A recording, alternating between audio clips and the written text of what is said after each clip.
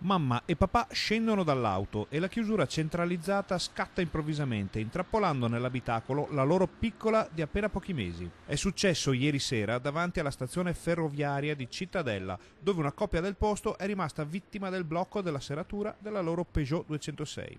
Ogni tentativo di aprire le porte o di far funzionare lo sblocco della chiusura centralizzata si è rivelato vano e alla fine sono stati chiamati i vigili del fuoco.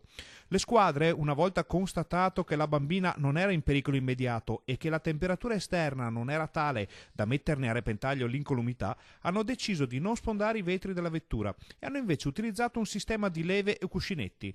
In pochi minuti è stata creata un'apertura nello sportello posteriore del lato guidatore, che ha permesso ai pompieri di far scattare la serratura. La bimba non si è accorta di niente ed è tornata fra le braccia della mamma ancora assonnata. Per fortuna non è servito attivare il personale del SUEM giunto sul posto a scopo cautelativo.